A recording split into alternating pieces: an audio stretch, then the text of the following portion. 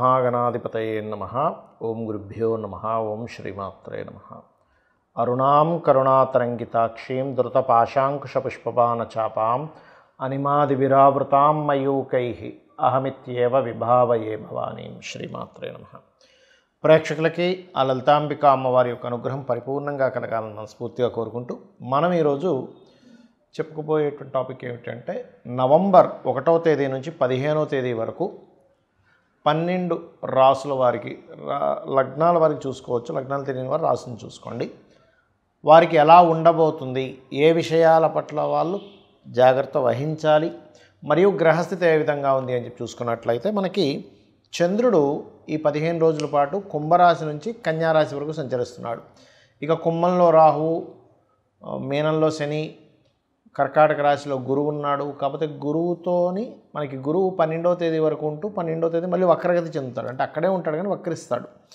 అలాగే సింహరాశిలో కేతువు, మనకి శుక్రుడు కన్యారాశిలో నీచపడి ఉన్నప్పటికీ 2వ తేదీ నుంచి ఆయన తులారాశిలోకి ఓన్ హౌస్లోకి వెళ్ళిపోయి తులారాశిలో ఉన్నటువంటి రవికి నీచభంగ రాజ్యోగాన్ని ఇస్తున్నాడు. అదేవిధంగా 2 విరుద్ధ ఎనర్జీస్ ఉన్నటువంటి గ్రహాలైన కుజబుధులు కలిసి ఉన్నారు. ఈ యొక్క గ్రహస్థితిని అనుసరించి 12 రాసుల వారికి లేదా లగ్నాల వారికి ముందు లగ్నం ప్రధానంగా తీసుకొని దాని తర్వాత రాశి తీసుకొచ్చి తప్పేం లేదు. ఏ విధంగా ఉండబోతుంది, ఏ విషయాలు జాగ్రత్తగా ఉండాలనేటువంటి అంశాలు చెప్తుందని నేనైనప్పటికీ కూడా చెప్పేసింది సాక్షాత్ లలిత అమ్మవారిగా భావిస్తూ ఒక్కొక్కటిగా మనం తెలుసుకుందాం. కర్కాటకం వారి కనుక చూసుకున్నట్లయితే ప్రధానంగా మీరు నీటి ప్రదేశాలకు వెళ్ళేటప్పుడు, ముఖ్యంగా 1వ తేదీ కాస్త జాగ్రత్తగా ఉండండి. నీటి ప్రదేశాలకు వెళ్ళేటప్పుడు 2-3 తేదీలు లాంగ్ జర్నీ చేసేటప్పుడు ఏదైనా వస్తువులు మర్చిపోవడము, పోగొట్టుకోవడం జరుగుతుంటుంది. ఈ విషయాల్లో కాస్త జాగ్రత్తగా ఉండండి. సంతానం కోసం చేసే ప్రయత్నాలు, అదేవిధంగా ఏదైనా ఒక ఐడియా వచ్చి మనం ఆ ఐడియాని ఇంప్లిమెంట్ చేయడం వల్ల వచ్చేటువంటి ఫలితాలన్నీ 6-7 తేదీలు ఉన్నాయి. మీ యొక్క రాశిలో 10-11 తేదీలు కర్కాటకం వారికి గజకేసరి యోగం పడుతుంది. కాబట్టి ఆ యొక్క సమయంలో మీరు కొన్ని ఆత్మస్థైర్యాన్ని పొంది ఏదైతే మీరు అనుకుంటుంటారో ఆ యొక్క ప్రయత్నాలు చక్కగా కొనసాగిస్తారు. అయితే ఇక్కడ ప్రధానంగా కేతు 2వ స్థానంలో ఉన్నాడు కాబట్టి మీకు ఫైనాన్షియల్గా గ్రోత్ కోసం ఎక్కువగా మీకు ₹1 వచ్చినా, రూపాయి ఎవరికైనా ఇచ్చినా కూడా ఒకసారి గణపతిని తలుచుకోండి. గణపతిని నిత్యము ధ్యానం చేయండి. ఫైనాన్షియల్గా మీకు కలిగేటువంటి ఆటంకాలు తొలగిపోతాయి. ఇక మీకు 4వ స్థానంలో రవి, శుక్రులు. రవికి ముఖ్యంగా నీచభంగ రాజ్యోగం ఇవ్వడం వల్ల government contracts, government medical related మూలంగా వచ్చేటువంటి ధనము, కన్స్ట్రక్షన్ రిలేటెడ్ రంగాల్లో వచ్చేటువంటి ధనము, మీ యొక్క తల్లిగారికి ఏదైనా గవర్నమెంట్ రంగాల్లో చేస్తూ తనకి రావాల్సింది ఏవైనా సరే కొన్ని కంఫర్ట్స్ రావడం, లేదా మీరు గవర్నమెంట్ జాబ్స్లో ఉన్నట్లయితే మీకు ఏదైనా సరే రావాల్సినటువంటివి ఏవైనా కొన్ని రావడం అనేది జరుగుతుంది. కాకపోతే 5వ స్థానంలో ఎప్పుడైతే మీకు కుజుడు, బుధుడు ఉన్నాడో ఇది కొంచెం సంతానంతో షేర్ మార్కెట్ మూలంగా, అంటే షేర్ మార్కెట్లో అదో తొందరపాటుతో ఏదో ఇన్వెస్ట్ చేయడం వల్ల ఇబ్బంది రావడము, సంతానంతో కొంత ఘర్షణ వాతావరణం, కొంత ఫ్రెండ్స్తోని లేదా ప్రేమించిన వారితో కొంత ఘర్షణ వాతావరణం అనేటువంటిది చూపిస్తుంది. కాబట్టి ఈ యొక్క విషయాల్లో కొంత జాగ్రత్తగా ఉండాలి. ప్రధానంగా 10-11 తేదీలు మీరు లోన్స్ కోసం చేసే ప్రయత్నం ఫలిస్తుంది. ఇక వివాహ సంబంధించినటువంటి అంశాలు కనుక చూసుకున్నట్లయితే కాస్త తండ్రి తరపు వారు లేనట్లయితే మీరు బిజినెస్ లైన్లో ఉండేటువంటి వ్యక్తులు, ఫ్యాషన్ రిలేటెడ్ మెడికల్ రంగాల్లో ఉండేటువంటి వ్యక్తులతో కొంత తొందరగా మీకు వివాహ సంబంధించిన ప్రయత్నాలు సక్సెస్ అయ్యేటువంటి యోగం చూపిస్తుంది. దశమాధిపతి అయినటువంటి కుజుడు బుధుడితో ఉన్నందుకు ఉద్యోగ సంబంధించిన విషయంలో మార్పులు చూపిస్తున్నాయి. కొంత ఘర్షణ వాతావరణం కూడా ఉంటుంది. ఫ్రెండ్స్గానే ఉన్న వాళ్ళు శత్రుత్వాలుగా మారేటువంటి ఛాన్సెస్ అధికంగా కనబడుతున్నాయి. ఇక మీరు నిత్యము ఈ యొక్క కార్తీక మాసంలో చేయవలసింది ఏమిటి అంటే, ఈ కార్తీక మాసంలో విష్ణువుకి మరొక రూపమైనటువంటి నరసింహస్వామి యొక్క ఆరాధన చేయడము, నరసింహస్వామి క్షేత్ర దర్శనాలు చేసుకోండి. స్వామివారికి రకరకాల పత్రాలతో పూజ చేయండి. అన్ని విధాలా మీకు బాగుంటుంది. ఈ యొక్క కార్తీక మాసంలో మీకున్న సమస్యని బట్టి ఎటువంటి పరిహారం చేసుకుంటే బాగుంటుంది.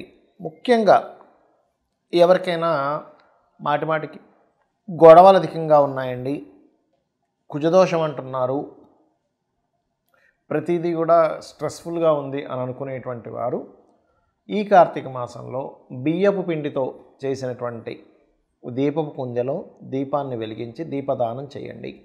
కార్తీక మాసంలో మీరు చేసేటువంటి దాన ఫలితం చాలా అధికంగా ఉంటుంది, గుర్తుపెట్టుకోండి. కార్తీక దామోదరుని పూజ చేయడము, కార్తీక మాసంలో స్నానాలు, నదీ స్నానాలు చేయడం అనేది ఒక ఎత్తు అయితే, ఇక మరి కొంతమందికి మానసిక సమస్యలు ఉంటాయి. ఎప్పుడు మానసికంగా ఏదో ఒక ఇబ్బందిగా ఉందండి అని అనుకునేటువంటి వారు నదీ స్నానం చేయండి. ఏదైనా క్షేత్ర దర్శనం చేసుకొని నదీ స్నానానికి వెళ్ళిరండి. ఈ కార్తీక మాసంలో ఖచ్చితంగా బాగుంటుంది. అలాగే మీకు దగ్గరలో గోశాల ఏదైనా ఉన్నట్లయితే గోవులకి బియ్యపు పిండిలో కాస్త బెల్లము కలిపి బియ్యపు పిండిని తినిపించండి. ముల్లంగి లాంటి పదార్థాలు కూడా గోవుకి కనుక కార్తీక మాసంలో తినిపిస్తే 100% మీ యొక్క మానసిక రుగ్మతలు తగ్గడం, మానసిక స్ట్రెస్ తగ్గడం, మెంటల్లీ కోసం డిస్టర్బ్ అయిపోతుంటారు కదా, అటువంటివి తగ్గడం అనేటువంటిది జరుగుతూ ఉంటుంది, గుర్తుపెట్టుకోండి. ఇక మూడవది ఏంటంటే ఇక్కడ మరికొంతమందికి సంతాన సంబంధించిన సమస్యలు ఉంటూ ఉంటాయి. ఈ యొక్క కార్తీక మాసంలో ఎవరైతే ఇప్పుడు ఉండేటువంటి ప్లానటరీ పొజిషన్స్ బట్టి చెప్తున్నాను, లక్ష్మీ గణపతిని మన దామోదరుడి యొక్క పూజ చేస్తారు. కార్తీక దామోదరుని యొక్క పూజ చేయడము ఇవన్నీ చేస్తూనే లక్ష్మీ గణపతి యొక్క ఆరాధన చేయండి ఈ కార్తీక మాసంలో. అదేవిధంగా ఈ కార్తీక మాసం మొత్తము కూడా దిగంబర శ్రీ పాదవల్లభ దిగంబర అనే మంత్ర సాధన చేయడం ద్వారా, గోవులకి అరటికాయలు లాంటివి తినిపించడం ద్వారా కూడా క్లియర్ అవుతుంది. ఇక ఈ కార్తీక మాసంలో పెళ్ళిళ్ళు కూడా అవుతూ ఉంటాయి. కానీ కొంతమందికి వాళ్ళ యొక్క జన్మజాతకంలో ఉండేటువంటి కాంబినేషన్స్ వల్ల వివాహ సంబంధించినటువంటి అంశాలు తొందరగా కుదరవు. అది సప్తమ స్థానం పాడవడం వల్ల, 12వ స్థానం పాడవడం వల్ల, వివాహం తర్వాత ఉండేటువంటి విషయాలు సరిగా కుదరకపోవడం వల్ల జరుగుతూ ఉంటుంది. అయితే ఇక్కడ ఏంటంటే మీరు ప్రధానంగా నవగ్రహాలలో రవికేతు గ్రహాల దగ్గర దీపారాధన చేస్తూ లలితా సహస్రనామాల్లో ఓం కామేశబద్ధ మాంగళ్య సూత్రశోభిత కందరాయ నమః అనే మంత్రం చేయండి. ఖచ్చితంగా మీకు వివాహ సంబంధించిన విషయాలు ముందుకు కుదులుతాయి. అలాగే స్వామివారిని అంటే ఆ విష్ణువుని సూర్యుల్లో ఉన్నట్టుగా భావిస్తూ సూర్యుడికి అర్ఘ్యం వదలండి. ముఖ్యంగా వివాహ సంబంధించినటువంటి విషయాలు ముందుకు కదలడానికి. దాంతోపాటు మీ జన్మజాతకంలో సప్తమ స్థానం ఎలా ఉంది, సప్తమం ఏమైనా వేరే పాపగ్రహాల చేత, పాప ఫలితాలు ఇచ్చేటువంటి గ్రహాల చేత ఇబ్బంది ఉన్నాయా అనేటువంటి చూసుకోండి. అది చూసుకొని దానికి సంబంధించిన దానం ఇచ్చుకున్నా కూడా మీకు ఖచ్చితంగా ఆ యొక్క ప్రభావం అనేటువంటిది తగ్గుతుంది, అందులో ఎటువంటి సందేహం లేదు. ఇక మరి కొంతమందికి ధనపరమైనటువంటి ఇబ్బంది ఎక్కువగా ఉంటూ ఉంటుంది. ఏమండి ఫైనాన్షియల్గా బాగా ఇబ్బంది ఉందండి, ఏం చేయాలో అర్థం కావట్లేదు ఇది అంటూ ఉంటారు. కార్తీక దామోదరుడికి ముఖ్యంగా విష్ణుమూర్తికి తీపి పదార్థం ఏదైనా చేసి స్వామివారికి నైవేద్యం పెట్టండి, విష్ణువుకి నైవేద్యం పెట్టండి, అలాగే సూర్య భగవానుడికి కూడా చూపించండి. ఈ రెండూ చేస్తున్నట్లయితే ఈ కార్తీక మాసంలో వీటితో పాటు మీరు లలితా సహస్రనామాలలో ఓం సంపత్కరీ సమారూఢ సింధుర వ్రజసేవితాయే నమః లేదా ఓం ధర్మాధ్యక్ష ధనాధ్యక్ష ధనధాన్య వివర్ధినియే నమః అనే నామస్మరణ చెయ్యండి. ఖచ్చితంగా మీకు బాగుంటుంది. ఇక విదేశాల్లో ఉంటూ ఇప్పుడు ఉన్నటువంటి సిచ్యువేషన్ అందరికీ తెలుసు. అక్కడ నుంచి మనకి యుఎస్ నుంచి వెనక్కి రావడం కానీ, యుఎస్ నుంచి ఇంకో దేశానికి వెళ్ళడం కానీ ఇలాంటివి జరుగుతూ ఉన్నాయి. అంటే మరి కొంతమందికి మరి విదేశీ యోగమే ఉంటుంది, విదేశాలకు వెళ్తేనే వాళ్ళ లైఫ్ బాగుంటుందని ఉంటుంది. అప్పుడు ఏం చేయాలి, స్వదేశానికి వస్తే పెద్ద లైఫ్ ఉండదు. వాళ్ళు చదువుకున్న చదువు కానివ్వండి, వాళ్ళు చేసినటువంటి రీసెర్చ్ కానివ్వండి, వాళ్ళు పడ్డ కష్టం కానివ్వండి, విదేశాలకు వెళ్తేనే అది తీరుతుంది. అప్పుడు ఏమిటి, ఇంకో దేశానికైనా వెళ్తే బాగుంటుంది, ఇంకొక రకరకాల దేశాలు ఉంటాయి, యుఎస్ఏ ఉందా. అలాంటి వారు మరొక దేశానికి వెళ్ళి అక్కడ మీరు సక్సెస్ అవ్వాలి అంటే ఈ కార్తీక మాసంలో రుద్రము వినండి, రుద్రాభిషేకం చేయించుకోండి.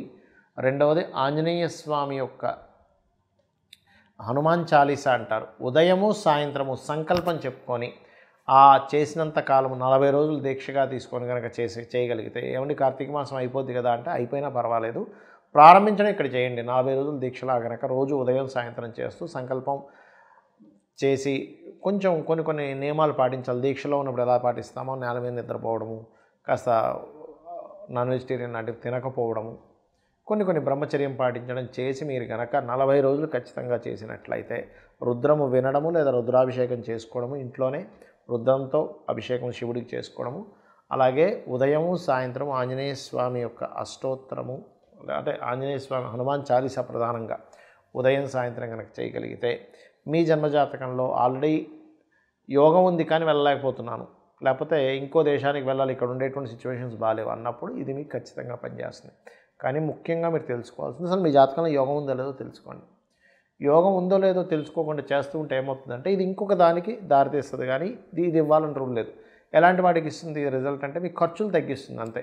బాగా ఎక్స్పెండిచర్స్ ఉన్నాయి, ఎందుకంటే 12వ స్థానం అనేటువంటిది ఖర్చుల స్థానము, విదేశీ స్థానం. సో విదేశీ యోగం మీకు లేదు కాబట్టి ఖర్చులు ఎక్కువ అవుతుంటే ఆ ఖర్చులు తగ్గించే దాని మీద ఎఫెక్ట్ పడుతుంది. దానివల్ల కూడా ఒక పాజిటివ్ ఉంటుంది, ఉండదని. కానీ మీకు జాతకంలో ఉందో లేదో యోగం చూసుకోండి. కొద్దిగా ఉందండి, కొన్ని ఆటంకాలు ఉన్నాయి, అప్పుడు పనిచేస్తుంది. అసలు యోగమే లేదు అన్నప్పుడు అది ఇవ్వదు రిజల్ట్. ఇది గుర్తుపెట్టుకోండి. అందుకే చాలామంది రెమెడీస్ చేస్తుంటే ఎందుకు ఫెయిల్యూర్ అవుతుంటాయంటే అక్కడ యోగం ఉండి ఆటంకాలు కలుగుతున్నప్పుడు మనం చేయాలి. కానీ యోగమే లేకుండా మనం చేయడం వల్ల ఇంకొక మంచి ఫలితం ఇస్తుంది, కానీ ఆ ఫలితం ఇవ్వాలని రూల్ లేదు. శ్రీమాత్రే నమః.